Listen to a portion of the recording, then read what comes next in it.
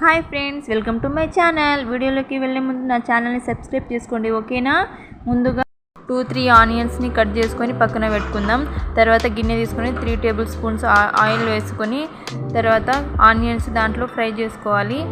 కల్లేమాకు, అల్లం వెల్లుల్లి పేస్ట్ వేసుకొని బాగా ఫ్రై చేసుకోవాలి. అల్లం వెల్లుల్లి పేస్ట్ కొంచెం ఎక్కువనే వేసుకోవాలి. బగారా రైస్లో బాగా టేస్ట్ మంచిగా ఉంటుంది. ఇంకా తర్వాత ఫ్రై అయిన తర్వాత నేను 2 గ్లాస్ ఆఫ్ రైస్ని తీసుకున్నాను, అందుకే 4 గ్లాసెస్ వాటర్ తీసుకుంటున్నాను.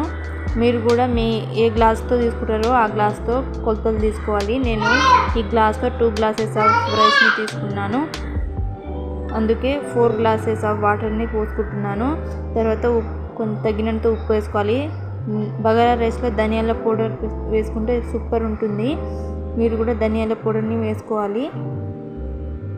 చాలామంది బగారా రైస్లో మసాలా దినుసులు బాగా వేసుకుంటారు, వాటి వల్ల మన హెల్త్కి మంచిది కాదండి. అందుకే నేను వేసుకోను, ఇలా సింపుల్గా చేసుకుంటే ఎప్పుడు కూడా. ఈ రైస్ని కడిగి పక్కన పెట్టుకున్నా. వాటర్ హీట్ అయిన తర్వాత రైస్ని వాటర్లో వేసుకోవాలి. వేసుకున్న తర్వాత ఒకసారి ఇట్లా కలుపుకోవాలి. కొత్తిమీర పుదీనా కూడా ఉంటే వేసుకోవాలండి, మంచిగా ఉంటుంది ఫ్లేవర్. దానివల్ల అసలు బగారా రైస్ టేస్టే మారిపోతుంది తెలుసా.